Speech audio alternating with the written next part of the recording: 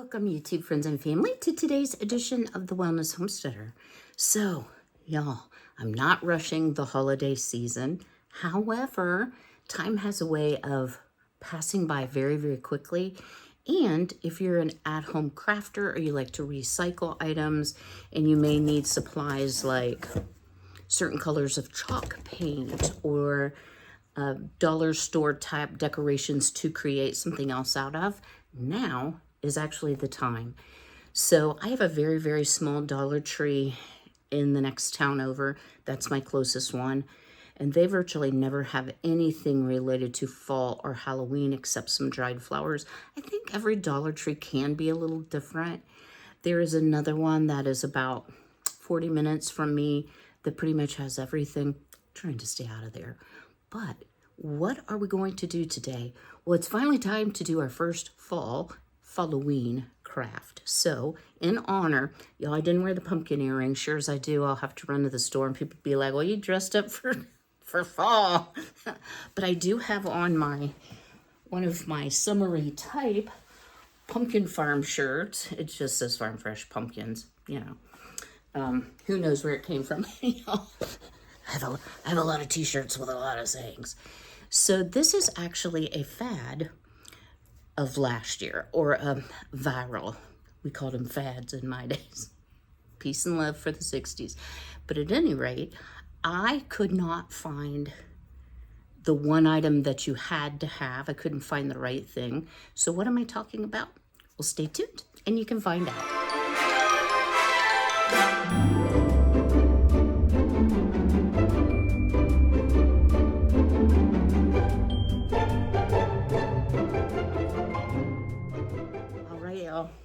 Gotta stand up and move. Have you heard about the concept of creating a ghost painting out of a thrift store painting? Now, the trend, if you want to look it up, is mostly ghost, but you wouldn't have to do ghost. You could turn it into fall. You could turn it into harvest. So I took myself to the Goodwill. And y'all, wait, that's upside down. This is a really, really nice frame. Very heavy. It looks like oak, it could be pine, and the scene is just, you know, like a traditional farmish scene. The frame is extremely dirty, the glass is extremely dirty, so why am I leaning it up against myself? Let me show you the back. It's heavy, so it has a nice picture wire hanger on here. I did pay $9.99 for it, but you notice it's got like this cardboardy stuff. Not all paintings that you'll find will have this. Many just have the little prongs. I suspect that once I pull this off, there will be prongs underneath. If not, once we finish modifying the painting, and I'm leaning on that again, you can make a new cardboard back. Ask me how I know. All right, so what I'm going to do here is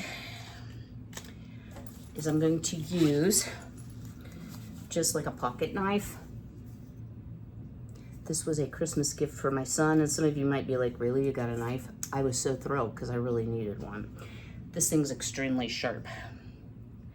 So I think what I'm gonna start with here, and this says Home and Garden Party on it. So, you know, it kind of reminds me of those, all those MLM parties we used to have in the 80s. I'm going to try first just cutting the cardboard. It's heavier than the brown paper. I have actually resealed up frames using a brown paper sack that you wet and crumble. And why am I not getting into that? This might be harder than I think. And then just Elmer's glue on, and then as it dries, it tightens up. If I could just get it, could I have a little peeky peek, please? All right, y'all, you get the gist of what I'm doing. So I'm not on the struggle bus. Let me get the picture out, and I'll be right back so that we can get started on our fall craft. This will explain it for you all. So this is the top of the picture. I did get the paper cut away from the bottom, but what you see is this is very well framed. So there's a piece of cardboard that's been stapled. So some frames will have, you know, this type deal, and some will have like a little piece of metal that slides back and forth like this that will clamp this down. So what I'm going to do is I'm going to take a straight screwdriver. I'm going to undo, of course I've undone the bottom. I'm going to go up one side and see if I have any luck without taking the whole thing apart. I may not.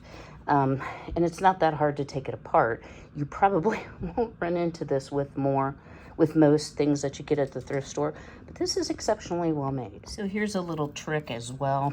Even if it's stapled like this is, it's stapled so far into this wood, what I was able to do is just pull the staple through with a straight edge screwdriver, use a needle nose to bend it back out of the way, and then we'll still have all the latches, so to speak, to hold the glass and the picture, etc.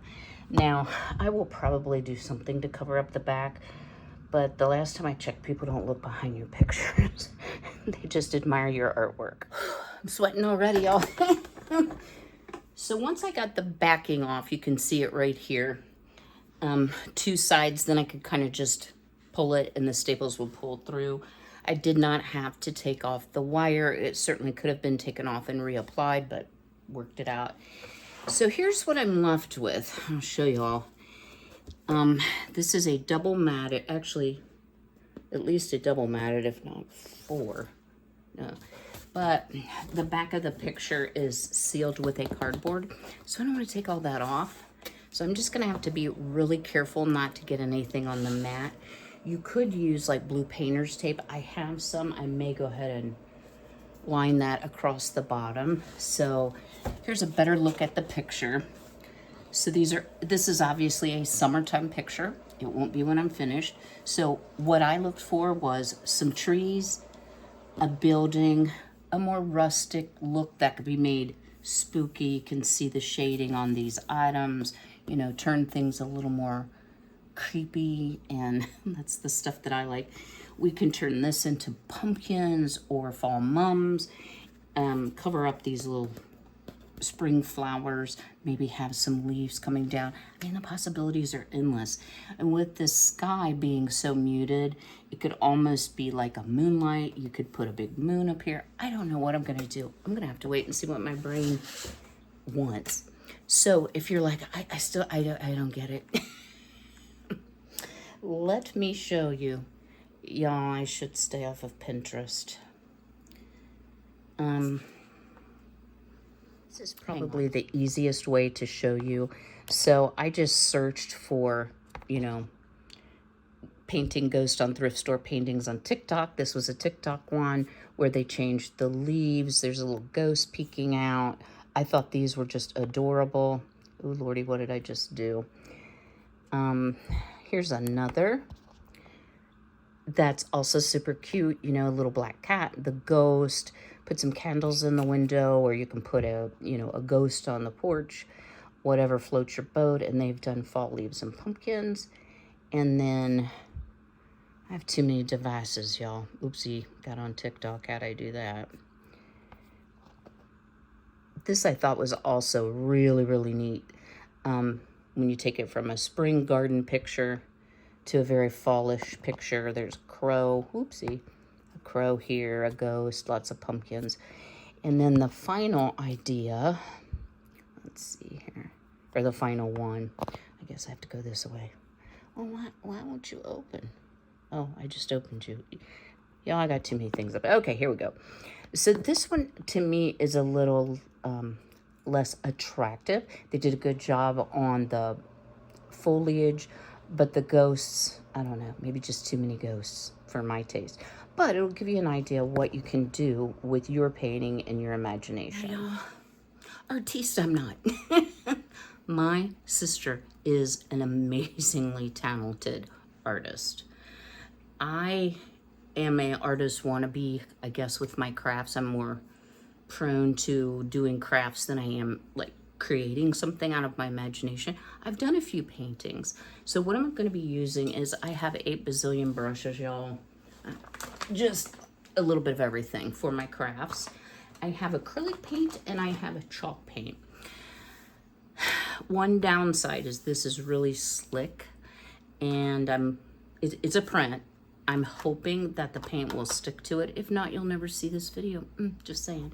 So what I would recommend is, you know, get your vision, but start at the top of your painting so that you're not dragging your arm through. Acrylic dries pretty quickly, but I just want to be careful. You know what, y'all? I'm going to take this mat off. I know myself. I don't, don't tear. If you do any type of paper crafting, I have bookbinding glue. I have every kind of glue you can imagine for crafts, so I think it'll be fine. Yeah, so we'll take that off too. All right. The other caution I wanted to give you is if you're buying it from a thrift store and there is glass in it, y'all don't try spraying the glass while the painting's still in there, no matter how dirty it is. I mean, that was pretty dirty. Sometimes it will leak under, and then you've got watermarks on your picture or on the, whatever you call that stuff. I just, I need to wake up a little bit here. So, let's just get started. I'm going to do a little trial run to make sure the acrylic paint is going to stick. I know that sometimes you have to put chalk paint down first. I have I have about a dozen colors of chalk paint. I'm sure I can mix whatever I need, but I'm going to start with the acrylic and hope for the best. So stay tuned till I get started, and then we'll create this together and have a fun. I'm going to do more Halloween spooky, but you could certainly just do fall and pumpkins. You could put a little scarecrow in there. I mean, there's so many options. It doesn't have to be a ghost. All right, guys, stay tuned. Now, I'm not going to make you all suffer through watching me paint the whole thing, but I'm just using some folk art, some Delta Ceram coat, apple barrel, like whatever I had. And for a brush, this is actually a number 12 floral filbert brush from Bob Ross, so it's like an oil painting brush. But what I did here is I put out all 4 colors, and I'm hoping you can see the acrylic paint is sticking fine. I'm trying to just splotch it in to start, fade it out, you know, where the natural painting fades, and then we will go in with the rest of the colors. Super simple to do, but I do recommend you start at the top. I think it just makes it a little bit easier. So let me get some foliage in, and we'll decide what next spooky element we're going to add, and I'll see you shortly. So y'all, a little trick. If you're having trouble getting the paint to stick to your surface, if it's slick like this, a print versus an oil or a watercolor, I highly recommend picking up some chalk paint. So what I've had to do, this is oatmeal color, it's folk art. I was trying to put some pumpkins here under the tree, and y'all can see I've added my foliage. I know that it's hiccup provoking. No, it's outside of what the mat will be. That's fine. I'm not being careful around the white edges because I know there's a mat that goes over it, and I don't want to leave like a line of delineation of the old painting once the mat's put on.